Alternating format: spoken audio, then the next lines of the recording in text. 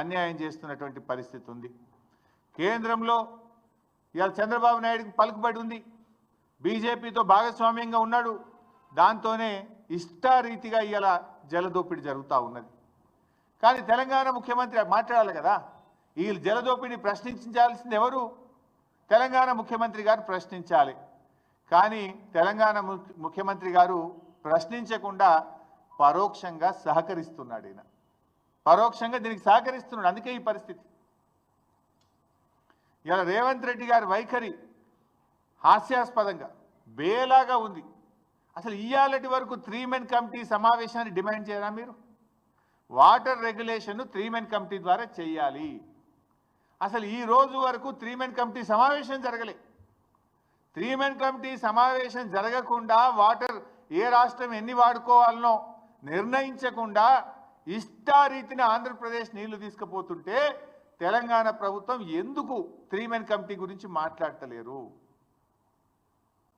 ప్రతి సంవత్సరం కూడా కేఆర్ఎంబి పరిధిలో ఉన్న ప్రాజెక్టులకు నీటి వినియోగాన్ని ఈ 3 మెన్ కమిటీ పర్యవేక్షిస్తుంది. 3 మెన్ కమిటీ ఆధ్వర్యంలోనే జరుగుతుంది.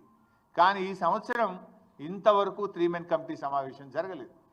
ఈ రోజు వరకు కూడా జరగలేదు. అంటే బోర్డు వ్యవహారం ఎంత దారుణంగా ఉందో ఇవాళ అర్థం చేసుకోవాలి.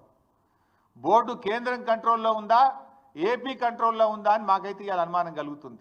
మరి కేంద్రం ఏం చేస్తుంది? కేంద్రంకు 2 రాష్ట్రాలని సమానంగా చూడాలి కదా.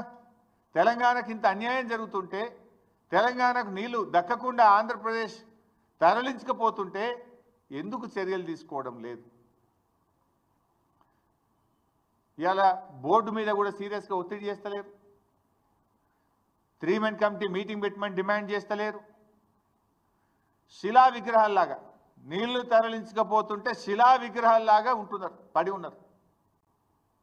ఇవాళ తెలంగాణ అడ్వైజర్లు కావచ్చు, మంత్రులు కావచ్చు, ముఖ్యమంత్రి కావచ్చు, ఇవాళ ఇంజనీర్లు కావచ్చు.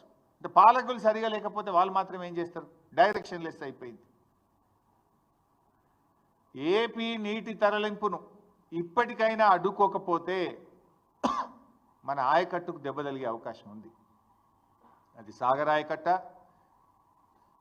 ఏఎంఆర్ ఎస్ఎల్బిసి ప్రాజెక్టా, మరి లిఫ్ట్ ఇరిగేషన్ స్కీమ్సా, చెరువుల కిందన రేపు పూర్తిగా దెబ్బతినే అవకాశం ఉంది. ఇప్పుడు ఏమైంది, సాగర్లో నీటి మట్టం పడిపోతే రేపు హైదరాబాద్ డ్రింకింగ్ వాటర్ కూడా ప్రమాదంలో పడే అవకాశం ఉంది. సో రాష్ట్ర ప్రభుత్వం మొద్దు నిద్ర వీడాలి, ఇప్పటికైనా సోయి తెచ్చుకోవాలి, తక్షణం దీని మీద స్పందించాలని చెప్పి డిమాండ్ చేస్తూ ఉన్నాం. కేంద్రం మీద ఒత్తిడి తీసుకురండి. ఒకవేళ అవసరమైతే అఖిలపక్షాన్ని ఢిల్లీకి తీసుకువెళ్ళండి. అఖిలపక్షం ఆధ్వర్యంలో కేంద్ర జల వనరుల శాఖ మంత్రి ఇంటి ముందు ధర్నా చేద్దామా, ప్రధానమంత్రి కార్యాలయం ఇంటి ముందు ధర్నా చేద్దామా, ఏం చేయడానికైనా మేము సిద్ధం. మేల్కొనండి. రాష్ట్ర